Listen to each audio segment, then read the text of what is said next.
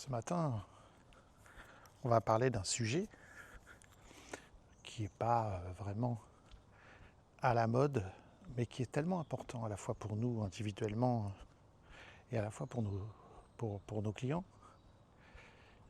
qui est les rituels, la mise en place de rituels, c'est-à-dire d'habitudes de vie qui permettent le changement. Il y a eu une mode il y a quelques années, tout le monde parlait de morning routine, la routine matinale.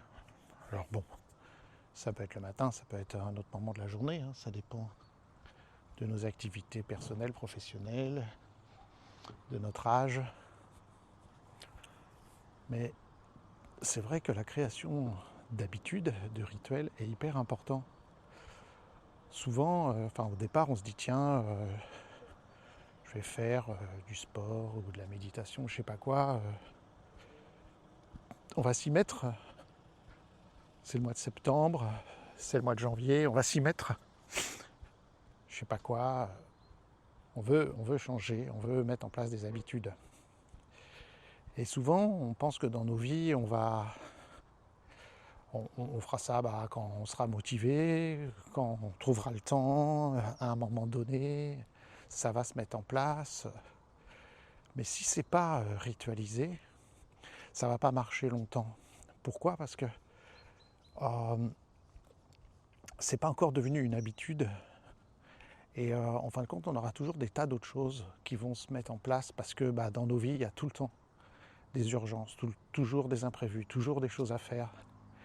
Et du coup, aller faire, je sais pas, de la gym ou sa méditation, ça demande un effort.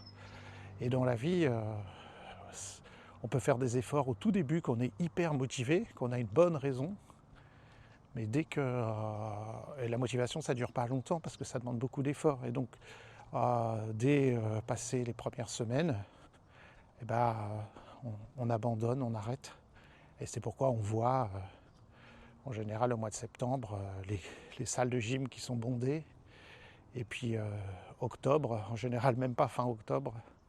Allez, fin octobre, et il y a beaucoup moins de monde. Voilà. Alors, on voit ça très très très bien chez les sportifs professionnels, les sportifs de haut niveau. On les voit faire des rituels. Alors on se moque parfois un peu parce qu'on se dit que ce sont des sortes de tics. On se dit qu'ils ont des comment on appelle ça, OCD en anglais, je trouve pas le mot en français, c'est couillon ça. Bref, vous voyez ce dont je parle. Et en fait, c'est pas du tout le cas. Ces sportifs de haut niveau et créent des rituels, des répétitions, de telle sorte qu'ils n'ont pas à réfléchir. Ils savent que s'il se passe ça, alors je vais faire ça. S'il se passe ceci, alors ça entraîne cela. Je tape 3 fois ma balle par terre, je fais ceci, je fais cela. C'est toujours un rituel qui met mon cerveau dans une condition, dans un conditionnement qui fait que j'ai pas à réfléchir. Alors c'est pour ça que c'est pas politiquement correct de dire ça, parce qu'on croit, nous, les humains, que tout ce qu'on fait, c'est réfléchi, tout ce qu'on fait, c'est volontaire, tout ce qu'on fait, c'est la résultante d'une réflexion et de choix conscients. Quand on sait que tout dans la vie est d'origine réflexe, disait Sechenov, un médecin, un des premiers qui a parlé des réflexes, tout dans la vie d'origine consciente ou inconsciente est d'origine réflexe, il disait. C'est-à-dire que la plupart du temps, dans nos vies, on fait les choses de manière automatique. Et c'est bien, parce que justement, la partie de notre cerveau qui fait des choix, elle ne peut pas être présent en permanence. Et donc, je dois créer des automatismes pour justement libérer mon cerveau et qu'il puisse faire les choses que j'ai envie de faire différemment. Et c'est pourquoi est-ce que vous allez d'abord prendre votre petit déjeuner, puis vous habiller et vous laver, ou d'abord vous lavez, puis prendre votre petit déjeuner, puis vous faites toujours dans le même ordre. Est-ce que vous vous brossez les dents d'abord et puis prenez la douche après, ou l'inverse, chaussure droite puis chaussure gauche quand on s'habille, ou que sais-je. Pourquoi ? Parce qu'on ne doit pas réfléchir à toutes ces actions, et pendant qu'on fait ces actions, en mode automatique, en pilotage automatique, eh bien notre cerveau peut penser à autre chose. penser à notre journée, penser à différentes choses. Et donc notre cerveau peut bien fonctionner que parce qu'on a des habitudes, des rituels, des fonctionnements. Alors certains diraient c'est lié au cerveau reptilien, c'est très remis en question cette histoire de cerveau reptilien. Mais en tout cas, le pouvoir des habitudes est énorme parce que ça me met dans un état où je ne dois pas réfléchir. Je vais vous donner un exemple. Ce matin, j'ai moyennement bien dormi hier, enfin cette nuit. Et ce matin, comment je me suis levé, si j'écoute mes envies, j'avais pas du tout envie de me lever, je voulais rester au lit, pas envie de me lever, pas envie de travailler, pas envie de rien faire et surtout pas du tout envie d'aller faire ma gym et ma promenade. Et alors pas du tout. Mais ce que je fais le matin, c'est que j'ai un petit rituel ces derniers temps qui est toujours le même, qui est systématique, qui me demande aucune énergie à réfléchir de qu'est-ce que je vais faire parce que c'est toujours pareil. En ce moment, ce que je fais, c'est que dès que je me lève, je m'habille et je m'habille avec les vêtements de la veille. Parce que je vais prendre ma toilette après, donc je m'habille avec les vêtements de la veille, donc ils sont pas propres, mais moi non plus, je ne suis pas lavé. Et une fois que c'est fait, je vais sur le tapis du salon où je fais mes mobilisations primordiales. Et toujours les mêmes mobilisations en ce moment, parce que ça change évidemment. Toujours les mêmes mobilisations en ce moment dans le même ordre. Je fais d'abord quelques automassages avec un ballon. Puis ensuite, je fais quelques resets d'original strength. Et puis différents mouvements, tous les mêmes en ce moment, ceux dont j'ai besoin en ce moment. Donc ce matin, évidemment, je ne suis pas allé au tapis, je me suis traîné jusqu'au tapis et puis j'ai commencé à faire les choses que je fais de manière automatique. Si j'allais à un endroit différent chaque jour, il faudrait déjà que je prenne une première décision. Où est-ce que je vais faire ma gym ? Si je faisais ma gym après la douche des fois, ou avant la douche, ou manger, ou je ne mange pas le matin, mais bon, pour les gens qui mangent, manger d'abord, ou faire ceci d'abord, j'aurais dû prendre des décisions. Il y a de fortes chances que une ou deux ou trois décisions, ça demande, ça c'est prouvé scientifiquement, beaucoup d'énergie pour le cerveau de prendre des décisions. Donc il y a de fortes chances pour que j'ai déjà eu des occasions d'abandonner, c'est trop d'efforts, tant pis, je laisse tomber. Donc je me suis habillé avec les vêtements de la veille qui sont juste là au pied de mon lit, donc il suffit juste que je tende le bras et que voilà. Même, je dis un lit, mais bon, pour ceux qui me connaissent, j'ai pas de lit, je dors par terre, donc c'est encore plus facile. Et une fois que j'ai mis mes vêtements, je me suis traîné, littéralement, si je puis dire, jusqu'à mon tapis et sans réfléchir, j'ai commencé à faire tout doucement, pas longtemps, pas en me disant je vais faire 1 heure de gym, mais faire quelques petites mobilisations comme je fais tous les matins. Et ça ne me demande pas d'effort, ça ne me demande pas de réflexion. Et c'est les mêmes mobilisations que j'ai fait la veille et l'avant-veille, dans le même ordre. Et donc je me dis pas tiens, qu'est-ce que j'ai envie de faire ? Tiens, qu'est-ce que je vais faire ? Et je me confronte pas à un nouveau choix. C'est la même chose. Et donc j'ai fait ces quelques mobilisations. Et puis vous savez bien que les choses viennent en les faisant. L'appétit vient en mangeant, comme on dit. Et donc progressivement, on bouge un peu mieux, on est plus à l'aise. On rentre dans son rituel. Et puis dans ce rituel, après, je vais boire un verre d'eau. Et après, je vais faire ma promenade et nous y voici. Et après, j'ai d'autres choses que je vais faire. Prendre un bain froid. Et puis, d'abord mes exercices de respiration. Et puis prendre un bain froid. Et puis, et le bain froid, après, je prends une douche chaude pour me réchauffer après le bain froid. Enfin bref, peu importe, un rituel toujours bien établi qui ne me demande pas d'énergie. Et ça, c'est très important quand on travaille avec les gens en cabinet. Nous, on sait que le succès de nos séances en intégration motrice primordiale, c'est que les gens pratiquent les mouvements qu'on leur donne. D'ailleurs, on dit aux gens, le but d'une séance d'IMP, c'est de trouver ensemble le programme personnalisé, ça c'est très important, c'est individualisé, primordial. Voilà le programme primordial personnalisé, le 3P, je l'appelle pour rigoler. Programme personnalisé primordial que vous allez faire au quotidien. Donc évidemment, en fonction de pourquoi les gens viennent nous voir, en fonction donc de leurs objectifs, en fonction des réflexes qu'on a pu voir qui n'étaient pas totalement intégrés, en fonction des mouvements qu'on a utilisés avec eux, on va leur proposer un certain nombre d'activités. Ils vont choisir un programme. Est-ce que ce sera 1, 2 ou 3 minutes, 3 minutes étant le maximum, surtout au début, parce que si on veut créer un rituel d'1 heure tous les jours, c'est impossible. On ne peut pas faire rentrer au chausse-pied, dans une vie déjà bien chargée, 1 heure. Entendons-nous bien, parfois je rencontre des sportifs professionnels ou des gens qui font déjà 1 heure de mouvement, 1 heure de trucs, 1 heure de méditation et qui sont prêts à modifier leur programme d'1 heure pour mettre une demi-heure de... Ah, on est dans un cas très spécifique. Très rare, hein. Je vois rarement ça dans mon cabinet. Donc ce que je vais faire, c'est dire aux gens, voilà, vous allez choisir 1 ou 2, 3 mouvements maximum, et je mets vraiment le haut là. Je préfère qu'on en ait sous le pied, que les gens soient en demande, qu'ils nous reviennent voir la fois d'après en disant j'ai pas eu le temps, j'ai pas pu le faire, je l'ai fait au début, etc. Donc on leur demande de choisir 1, 2 ou 3 mouvements. Alors ça peut être un exercice de respiration, ça peut être une mobilisation primordiale, ça peut être un automassage, ça peut être un bercement, ça peut être... peu importe. Et si c'est un seul mouvement, c'est très bien. Et d'ailleurs, pour débuter, c'est super. Parce qu'un seul mouvement, ça va nous prendre 1 minute.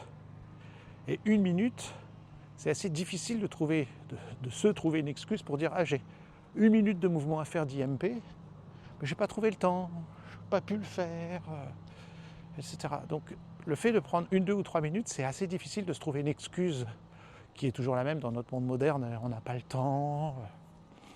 1 minute. Et ça ne suffit pas d'avoir un programme minimal comme là, 1 minute.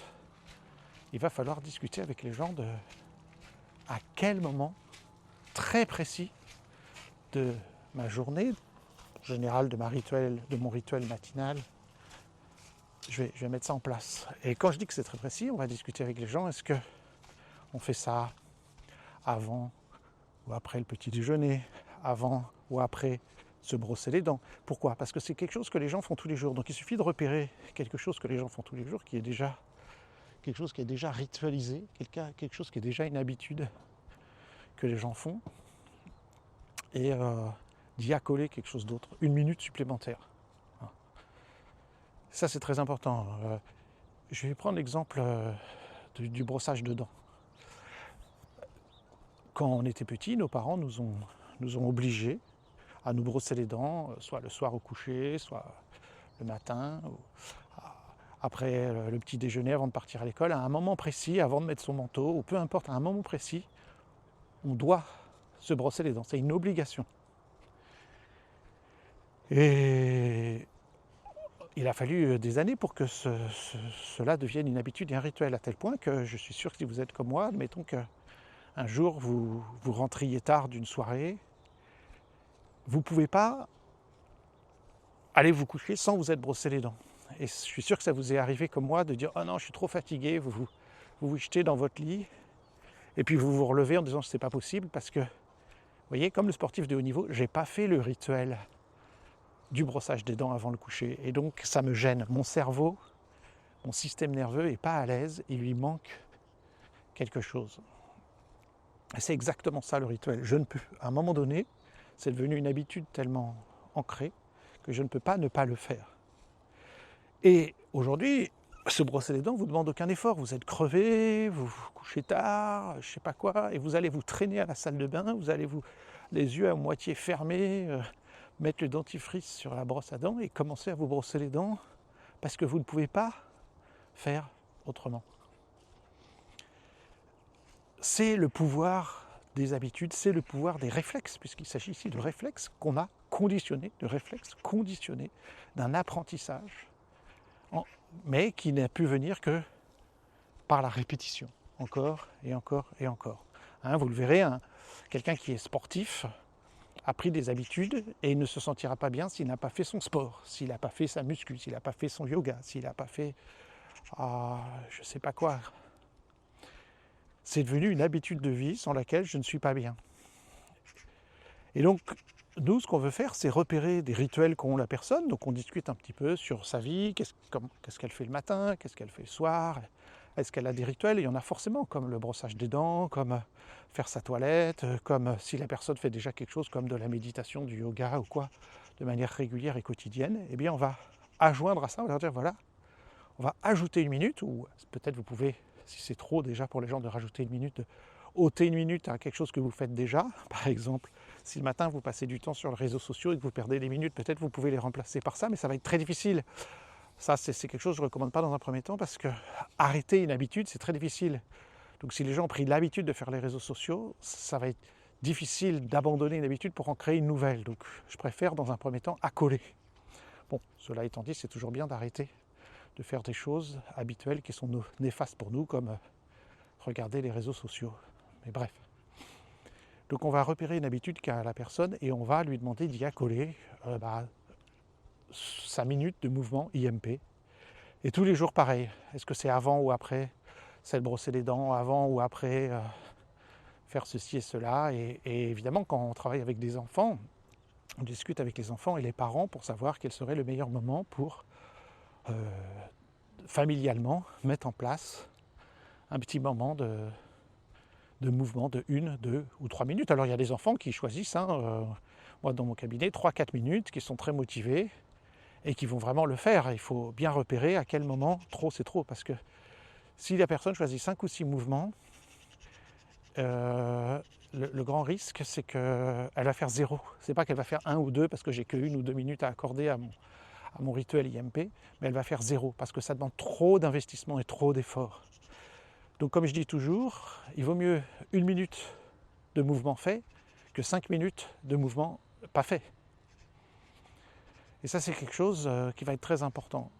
Parce que vous comprenez que si la personne revient nous voir un mois après et puis qu'on lui dit alors, vous avez fait votre minute, c'est évidemment, quand c'est le début, quand moi je pratiquais, c'était 10 minutes de mouvement par jour. Même je connais des méthodes où c'était 20. Alors évidemment, vous demandez aux parents, aux enfants, alors tu as fait tes 20 minutes, tes 10 minutes de mouvement par jour? Vous aviez toujours la même réponse, oui, je l'ai fait au début, ça veut dire qu'ils l'ont fait 3 fois. Et puis, je trouve pas le temps de le faire. Et là, je veux dire, si moi vous me demandez demain de faire 20 minutes d'un nouveau mouvement chaque jour, ou 5 fois par jour, 5 fois par semaine, ça va être très difficile. Ça va demander un investissement énergétique majeur. Et donc, tant qu'on est hyper motivé après la séance, pourquoi pas, mais dans la durée, j'y crois pas. Il y a bien des gens qui seront capables, mais ce sont vraiment des exceptions. Et donc, si aux gens on dit vous avez fait votre minute quotidienne ou vos 3 minutes quotidiennes, c'est très difficile pour les gens de pouvoir justifier de j'ai pas eu le temps. Et donc, comme on n'a pas d'excuse qu'on peut donner à ça, on le fait. Mais encore une fois, il faut trouver la dose minimale, 1, 2 ou 3 minutes, et le moment précis, le rituel auquel on va l'accoler. Et ça va être majeur.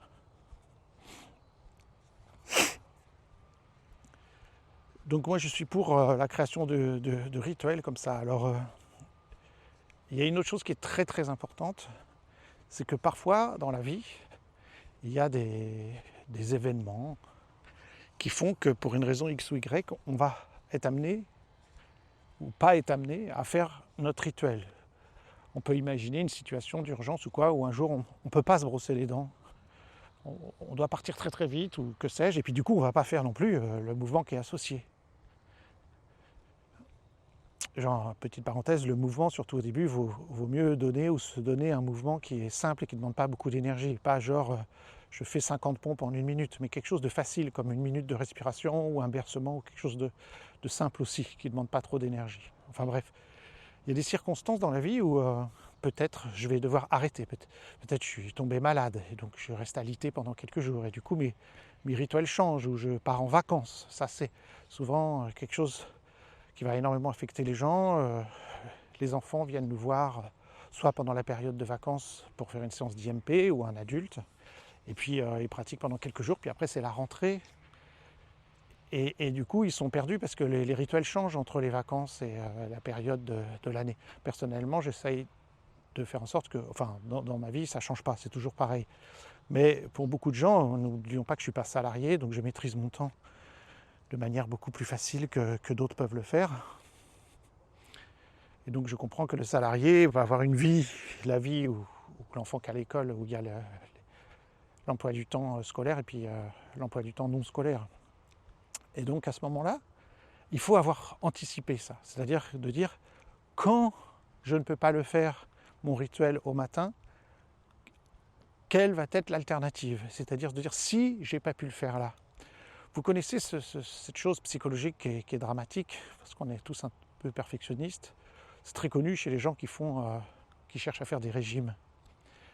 Alors, ils mangent sainement, enfin ils ont décidé, ils mangent sainement pendant certains temps, même parfois ils perdent du poids, ils vont mieux, la vie change.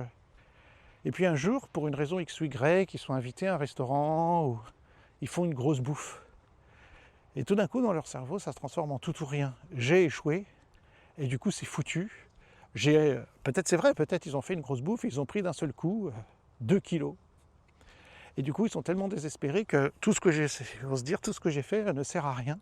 Et ils vont abandonner tout. Et ils retombent dans un cercle vicieux où je ne fais plus rien. Et donc ça, c'est le genre de choses, si je n'ai pas anticipé ce genre de situation, je suis foutu. Parce que là, mon cerveau ne sait pas quoi faire. Je me retrouve dans une situation qui n'était pas prévue dans mon quotidien, dans mes rituels. Et tout d'un coup, je suis perdu.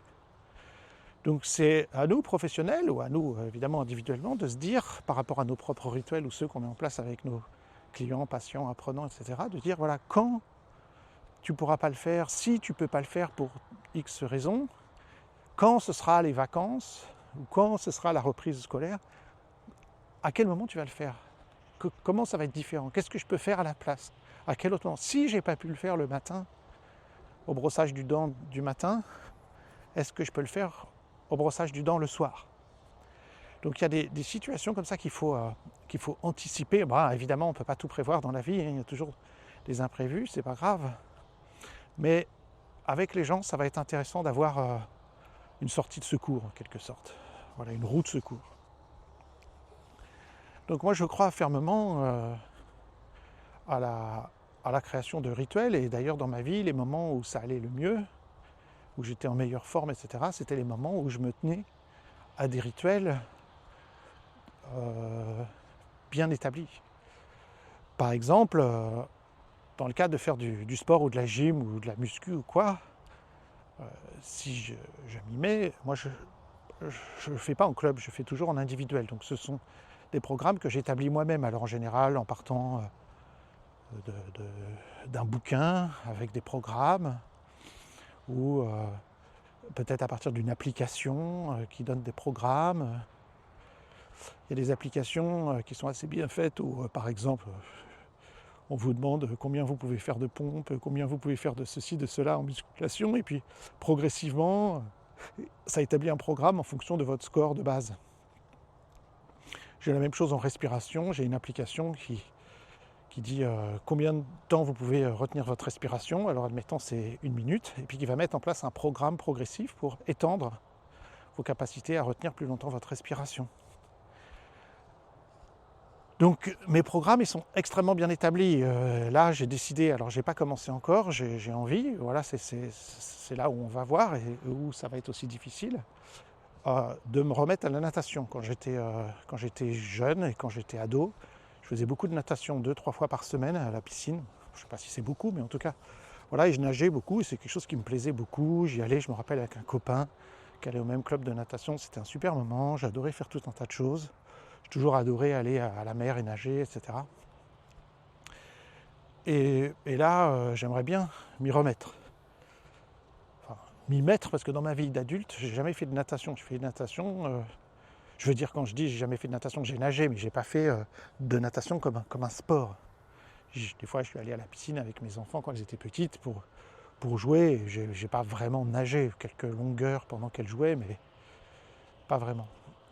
Donc là, je sais que si j'y vais un peu à l'envie en disant bon alors quand je pourrai dans la semaine j'irai à la natation, il y a peu de chance parce que j'ai tellement d'autres choses à faire que ça va être difficile. Ça c'est la première chose. Et deuxième chose, c'est qu'est-ce que je vais y faire. Et je sais que je me rappelle être allé il n'y a pas si longtemps que ça, et puis j'ai fait 2-3 longueurs et puis après je suis essoufflé, je ne sais pas quoi faire. En fait, j'ai pas réfléchi au truc, je me retrouve à la piscine et je ne sais pas très bien ce que je vais y faire. J'accompagnais des gamins.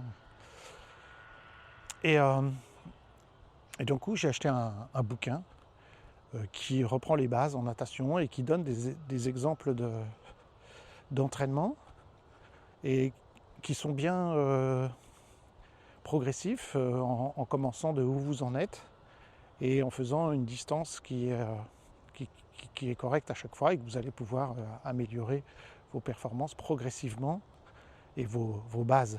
Et ce qui est très chouette dans le bouquin que j'ai trouvé, c'est que à la base, le programme dit c'est 3 séances par semaine. Voilà.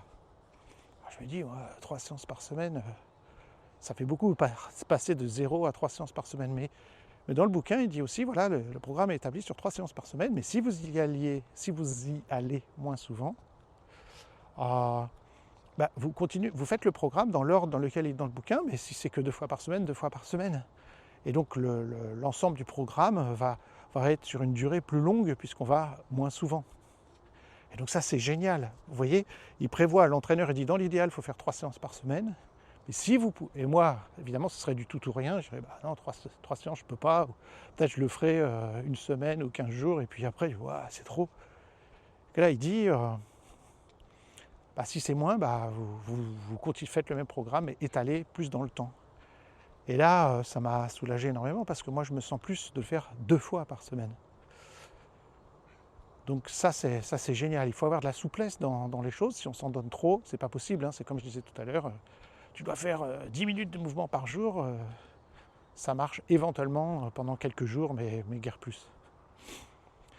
Donc je sais qu'il y a des moments dans la vie où on est vraiment décidé, on est monté sur la balance et on a vu qu'on était vraiment trop gros et que c'était hors de question de continuer comme ça, ou on a eu mal au dos, ou voilà, une douleur, une maladie, un truc, on dit on m'y reprendra plus jamais, cette fois-ci c'est la bonne, je m'y mets.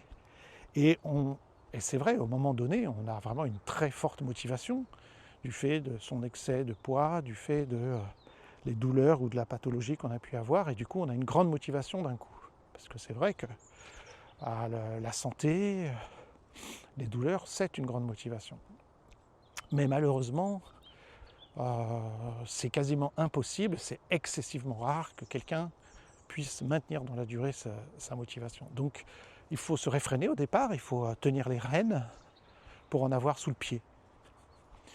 Et vaut mieux fonctionner un peu comme ça en se disant j'aurais pu faire plus que abandonner au bout de 3 semaines. Donc première chose, j'ai établi mon programme très précisément. Donc là je sais exactement à chaque séance de piscine exactement ce que je vais faire. Ce qui est bien dans le programme aussi, c'est dit voilà, par exemple vous faites 200 mètres dans un premier temps d'échauffement tranquille. Et ça dit dans l'idéal vous faites les 200 mètres sans faire de pause, mais si nécessaire, tous les 25 mètres, vous faites une pause de 30 secondes. Au début, peut-être que je ferai une pause tous les 25 mètres de 30 secondes, et puis on imagine qu'au bout de quelques séances, tous les 50 mètres, et puis tous les 100 mètres, et puis voilà. Mais je ne sais pas, peut-être que je n'aurai pas besoin de faire 2 pauses. Mais le coach, apparemment, s'y connaît bien, il a anticipé ce genre de choses. Donc je sais exactement quoi faire à chaque séance. Et puis chaque séance est différente. Donc ça me donne du fun. Donc la première séance, c'est améliorer son crawl. Et il y a 2-3 petits éducatifs exercices pour ça. Non, un seul d'ailleurs. La deuxième séance, c'est améliorer sa brasse. Et là, pareil, il y a un éducatif. Et ainsi de suite. À chaque fois, il n'y a qu'une seule nouveauté. Donc les choses se ressemblent à chaque fois, mais il y a une seule nouveauté. Ce qui est mettre en place un rituel, que chaque fois que je vais aller à la piscine, je sais qu'il y a 200 mètres d'échauffement, puis il y a ça, et un mouvement nouveau qui suscite de l'intérêt, quoi. Donc première chose, pareil quand je faisais de la musculation ou de la gym à la maison ou quoi, j'ai un programme extrêmement bien établi à l'avance, je n'ai pas à y réfléchir. Et je pense que c'est une grande force de la méthode Original Strength, des resets de Tim Anderson, c'est que moi, quand je fais les resets, on n'est pas obligé de le faire comme ça, mais il y en a 5 de base. Respiration, hochement de tête, retournement, balancement en position quadrupédique et des mouvements croisés sous forme de 4 pattes ou debout. Et donc, moi, si je me dis que je fais les resets, je n'ai pas à réfléchir. Hop, comme je disais, je vais sur mon tapis de gym où je me y traîne, comme ce matin, et puis je commence à faire 1 minute de respiration. Et ça ne demande aucun effort. Je suis sur le ventre, tête dans les mains, 1 minute de respiration du crocodile. Puis après, à partir de là, c'est facile de faire des hochements de tête. Puis à partir de là, des retournements. Puis à partir de là, de se mettre à 4 pattes, et puis après, des mouvements croisés. Donc ça ne me demande aucune réflexion, c'est un automatisme, c'est une habitude. Et voilà, c'est la première chose que je voulais dire. Deuxième chose, par rapport à ce programme de natation que je vais mettre en place, c'est que maintenant, il va falloir que je décide quel jour je vais y aller. Donc, évidemment, j'ai pris les horaires de piscine. Alors là, il faut savoir que là où j'habite, comme je suppose autour de chez vous, il y a plusieurs piscines. Évidemment, la meilleure, la plus grande, la plus géniale piscine, c'est piscine olympique, stade olympique, comme on dit. Elle est géniale, et puis il y a des super installations, elle est super bien. Mais il est en centre-ville. Et là, je sais que, bien sûr, on a envie d'aller à cette super piscine, 50 mètres de long, plus il y a un super bassin extérieur, plus il y a un bassin de plongée avec plongeoir et grande profondeur. Et vu que j'ai envie de m'entraîner à l'apnée, etc. Puis moi, j'aimerais bien faire en extérieur. Mais c'est loin. C'est pas hyper loin, hein. C'est à moins de 20 minutes. Mais c'est un barrage pour moi. Donc, exit cette possibilité. Après, il y a 2 autres piscines qui sont près de chez moi, à peu près à 10 minutes. Il y en a une, elle coûte 6 € l'entrée et l'autre 3 € l'entrée. Alors, c'est sûr que celle qui a 6 € l'entrée, il y a une raison, il y a un grand toboggan, puis il y a des jets massants, il y a des trucs chauds, les installations sont plus modernes et tout. Mais bon, à 6 €, désolé, l'autre c'est 3 €. Je vais aller à celle qui a 3 € parce que le but, là, n'étant pas d'aller, quand j'avais les enfants, quand ils étaient petits, c'est là qu'on allait, évidemment, là où il y a le toboggan et tout. L'autre piscine, il n'y a qu'un petit bassin pour les petits-enfants et puis des couloirs de natation pour nager. Donc, c'est ça que je veux faire. Je ne veux pas aller faire les jets pour détendre le dos et tout dans l'autre piscine à 6 €. Ce serait chouette, hein, mais je pense que si j'y allais dans cette piscine-là, je passerais plus de temps à faire mes petits jets que de faire la natation. Donc, l'autre piscine, il n'y a pas de tentation ludique. C'est juste pour nager, tu n'as rien d'autre à faire dans cette piscine. Donc, et puis c'est moins cher, évidemment, ça se comprend, il n'y a pas d'installation. Donc je vais aller dans cette piscine-là. Maintenant, j'ai regardé les horaires. Alors les horaires, c'est soit le midi, entre midi et 14h, un truc comme ça. Parce que les piscines, sinon, en reste de journée, c'est les trucs scolaires ou différentes activités qu'il y a. Donc pour le grand public, c'est l'heure du repas ou le soir. Et moi, par rapport à mon mode de vie, par rapport à mon caractère, je ne peux pas aller le soir. Disons que là, par exemple, on est au mois de septembre, je pourrais aller le soir, il fait encore jour et tout. Mais là, l'hiver, ça va être très, très bientôt. Quand il fait nuit, moi je sors pas de chez moi. Enfin, je veux dire, j'ai pas l'énergie, c'est comme la nuit, tout ça, c'est impossible. Je peux pas faire d'activité du soir, je peux pas sortir de chez moi une fois que je suis chez moi pour aller faire une activité, c'est pas possible. Alors si j'étais salarié, par exemple, et que j'étais au boulot, et puis que j'allais directement du boulot à la piscine avant de rentrer chez moi. Alors là, je dis pas, surtout si la piscine est sur le chemin. Donc ça ne demandait pas un grand détour. Peut-être que j'envisagerais cette possibilité, mais c'est pas le cas. Moi, je travaille de chez moi, donc ça m'oblige à sortir de chez moi une fois le soir tombé. Et je me connais, c'est pas possible. Par exemple, le Systema, que j'adore, il y a des cours qui sont proposés, souvent c'est des cours, comme on dit pour les vieux ou les retraités, qui sont proposés justement à l'heure du midi, le jeudi ou en début d'après-midi. Et puis il y a des cours qui sont classiquement, comme beaucoup d'activités à la MJC, le soir. Et moi je peux pas, j'aimerais bien, parce que le cours du soir, il y a plus de monde, c'est plus fun, meilleure ambiance et tout, mais je peux pas. Je sais que j'irai quelques semaines, mais après je pourrais pas. Donc tout de suite, je sais, je me connais un peu mon caractère, et je sais que je peux pas faire ça. Donc piscine, j'enlève les créneaux du soir, c'est pas possible. Mais peut-être vous, ce sera ce que vous préférez. Donc il me reste tous les jours les possibilités entre midi et 14h30, un truc comme ça, ou midi 30, 14h30. Donc il va falloir que je détermine quel est le jour idéal en fonction des autres activités que j'ai. Par exemple, évidemment, le lundi, j'ai entraînement Systema le matin. Donc je ne veux pas aller le lundi midi après l'entraînement Systéma faire la piscine. Je veux dire, c'est pas que je pourrais pas sur le temps. Hein. Dès que le Systéma est fini, je pourrais aller à la piscine. C'est à 10 minutes. Mais non, c'est pas quelque chose que je vais faire. C'est impossible. Après le Systéma, je serai fatigué et j'irai pas. Donc j'enlève le lundi. Bref, le vendredi, je sais que souvent le vendredi, on doit partir en séminaire. Et donc ça me donnera l'excuse de « Ah bah non, j'ai pas pu y aller, on part animer cours ». Donc ça me laisse que du mardi au jeudi. Et si je veux faire 2 séances, je ne vais pas faire mardi, mercredi ou mercredi, jeudi. Donc d'office, on se retrouve avec une possibilité réduite de mardi et jeudi. Voilà. Bien sûr, je pourrais dire « Ah, mais les jours où j'ai pas, je pourrais y aller le vendredi. Ah, mais si je décalais le Systéma le mardi, je pourrais y aller le lundi. Et puis le jeudi pour avoir 2 jours de pause. » Mais trop de chamboulement fait que je risque d'aller à l'échec. Donc voilà, je vous donne mon cheminement de pensée. Chacun est différent. J'ai l'âge que j'ai fait 36 000 programmes dans ma vie, essayé différentes choses. Je sais quelles sont les choses où j'ai plus de chances de réussir et les choses où j'ai plus d'échecs. Et je sais que moi, par exemple, pour faire mon programme de gym, il va falloir que pendant quelques jours à l'avance, j'y réfléchisse et que je prends des papiers, même je prends un tableur et puis je vais écrire mon programme précis. Le lundi, je fais ça, le mardi, je fais ça, le mercredi, je fais ça. De telle sorte que, comme je vous l'ai dit, j'ai à réfléchir le moins possible. Donc voilà ce que je voulais partager aujourd'hui, tout simplement parce que ce matin j'ai été confronté à, j'ai pas du tout envie de me lever, j'ai envie de pas rester au lit, de bouquiner, et l'habitude de ces derniers jours fait que je prends mes vêtements de la veille, je les mets, je me traîne à mon tapis et je commence à faire des choses qui ne me demandent aucun effort. C'est comme si j'étais encore dans mon lit, un peu de respiration, automassage, respiration, mobilisation, bercement, paf, paf, paf, paf, paf. Et du coup, je l'ai fait.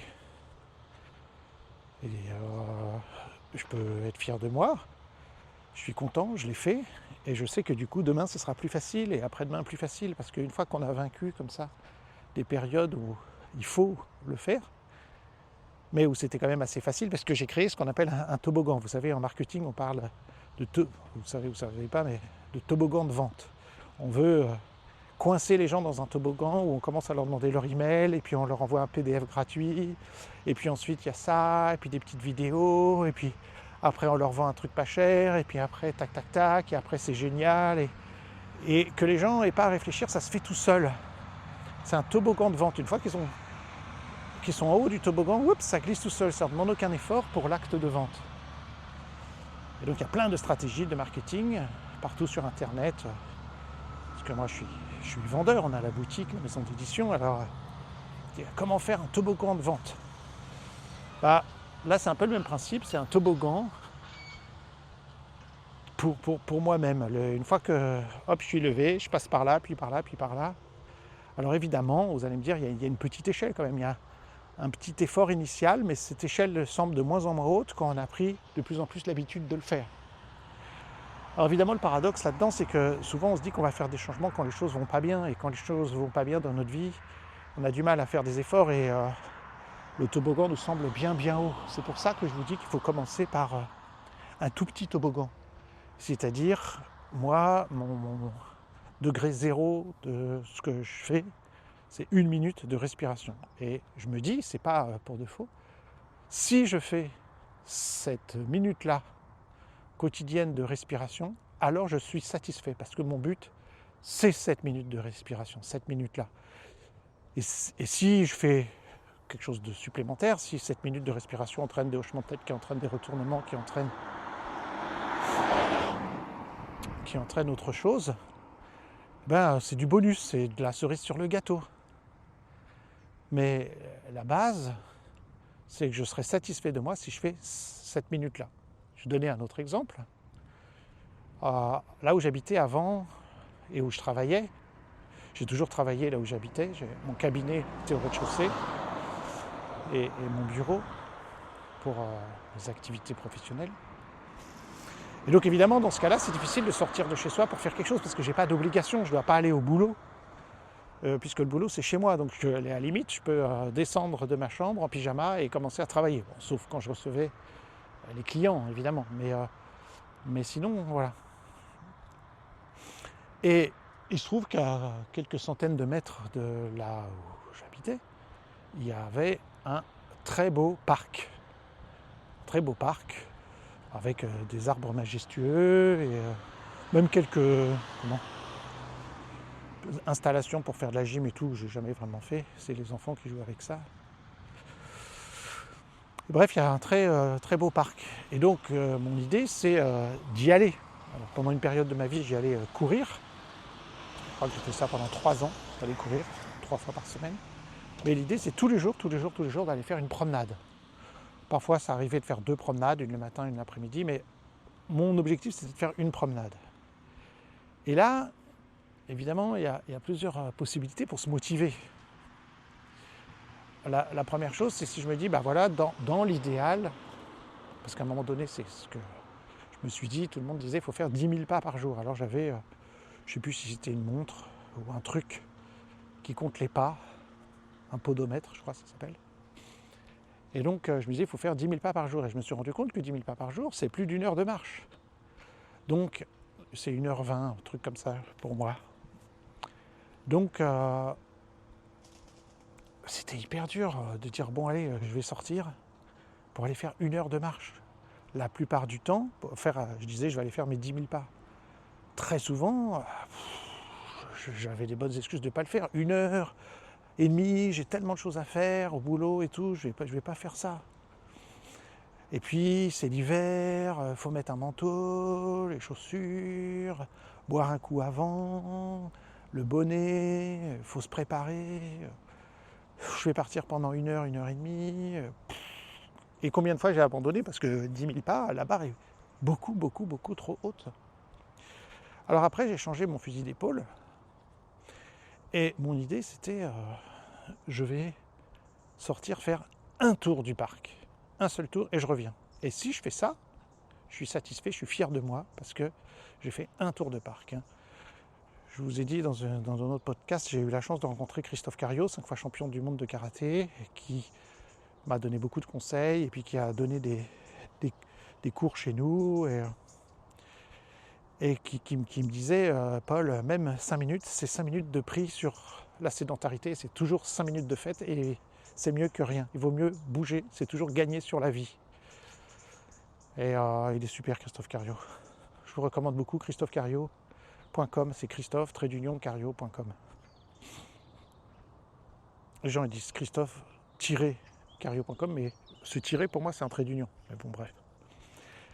Et du coup, je me suis dit, voilà, je sors pour faire un tour. Et là, c'est pour se battre avec soi-même. C'est-à-dire que si je me dis, je sors faire un tour et je serai fier de moi, mais pour mon cerveau, c'est difficile de trouver une excuse d'aller faire un tour. Parce que faire un tour, c'est peut-être le lieu était à 300 mètres, donc c'est 2-3 minutes de marche. Et puis ensuite, je fais un tour et puis je reviens. C'est-à-dire que dans un quart d'heure, je suis là, quoi. Et j'ai fait mon tour. Donc c'est très difficile de... je regarde, il y a un chat magnifique, angora blanc. Il me regarde. C'est difficile de trouver une excuse de dire je ne peux pas aller faire un tour de 15 minutes. Voilà ce qui se passe. Et sincèrement, si je l'ai fait, je rentre et je suis content parce que j'ai fait ma sortie. Je me force à sortir. Mais évidemment, je vous disais tout à l'heure, c'est l'hiver, il faut s'habiller, mettre les chaussures, je ne sais pas quoi. Même si moi j'en mets pas, mais peu importe. À l'époque, je devais en mettre. Ça demande une certaine énergie, mais dans un investissement qu'on se dit qui n'est pas très grand, je vais faire un seul tour. Mais voilà la ruse, comment on se piège soi-même, puisque je suis bien conscient de ça. C'est qu'une fois qu'on y est, on y est. Ça. Et vous le savez très bien, et on va faire beaucoup plus qu'un tour, on fait 3 tours, 4 tours, peu importe, selon ce qui se passe. Mais au moins, je suis sorti, et c'était très rare que je ne faisais qu'un tour et que je revienne. Ça m'est arrivé, des fois, de faire qu'un tour et revenir parce que c'était trop dur, parce que je sais pas quoi. Une chose urgente à faire, j'en sais rien. Mais la plupart du temps, c'était beaucoup plus qu'un tour. Dans mon souvenir, c'est très rare que j'ai fait moins de 3 tours. Donc je sais que les tours faisaient 600 mètres. Donc Ça veut dire 1800 mètres plus l'aller-retour là-bas, ça fait au moins 2 km. Bon bah excusez-moi, 2 km à pied, bah, c'est 40 minutes de marche ou je sais pas quoi, bah, c'est déjà super par rapport à être resté assis le cul sur ma chaise à bosser à l'écran d'ordinateur. Mais pour ça, je dois comprendre comment fonctionne notre système nerveux, notre psychisme, et jouer avec ça et dire, allez, cerveau, on va aller faire un seul tour. C'est un peu fou parce que je sais, mon cerveau sait très bien que c'est un piège, mais je me dis, juste, si je fais ce tour-là, je serai satisfait et fier de moi. Et voilà. Donc, voilà comment je m'y suis pris pour me hacker moi-même. Mais vous le savez très bien parce que vous avez fait ça avec les enfants. Les enfants disent, ouais, je ne veux pas aller, je ne veux pas le faire, je ne veux pas faire ça. Et puis on dit, allez, on va juste faire ça, et puis dans 5 minutes ou quoi, si ça ne va pas, on rentre. On va juste aller à la soirée. Par exemple, pour nous, on n'a pas envie d'aller à une soirée, et puis on y reste une petite heure, et puis on rentre, si on n'est pas content. Et puis 9 fois sur 10, on est content et on y reste. Ce qui est le plus difficile, c'est toujours l'effort initial. Et c'est ça, un peu la conclusion de tout ce que je voulais dire, désolé d'être aussi long, c'est le fait de marcher. Ça permet d'avoir un discours de pensée différent de d'habitude. Mais c'est cette énergie initiale qui est difficile. C'est très coûteux pour notre cerveau de passer d'un état, pour notre corps, de repos à mise en mouvement, si on n'a pas une bonne raison de le faire. Et donc évidemment, autrefois, il y avait des obligations de le faire. On était obligé d'aller chasser et cueillir. Et donc on le faisait. Aujourd'hui, on a tellement de possibilités de ne pas faire les choses. Et que du coup, notre corps, n'étant pas habitué à consommer de l'énergie, à faire le moindre effort, eh bien, il va souffrir de ce qu'on appelle les maladies de civilisation. Et donc principalement alors certains vont dire la paresse, mais non, d'inertie, de sédentarité, d'inertie. Et du coup, on va en pâtir avec des maladies cardiovasculaires, excès de poids et autres, mais surtout au niveau mental, le fait de ne pas bouger a un impact majeur. Et je me rappelle, une fois, j'avais vu un psychiatre quand j'avais fait une dépression à la quarantaine, divorce et tout. Et le psychiatre me disait, Monsieur Landon, vous chapeautez trop de la cafetière. Texto, il m'a dit ça, vous chapeautez de la cafetière, voilà votre problème. Ça veut dire vous cogitez trop. Et il m'a dit, il faut que tous les jours, vous fassiez une promenade. Il faut que tous les jours, qu'il pleut, qu'il vente ou qu'il neige, vous sortiez de chez vous. Et lui, il m'avait dit à l'époque 20 minutes. Et si vous donnez cours, si vous avez quelque chose qui vous fait sortir de chez vous, ok, alors, vous voyez, il appliquait déjà les principes dont je viens de parler. Alors c'est pas la peine parce que vous sortez déjà. Mais les jours où vous ne sortez pas, vous n'avez pas d'obligation professionnelle, vous devez faire une promenade. Il en va de votre survie. Ah, attends, un psychiatre qui dit il en va de votre survie de faire la promenade. Tu le fais, hein.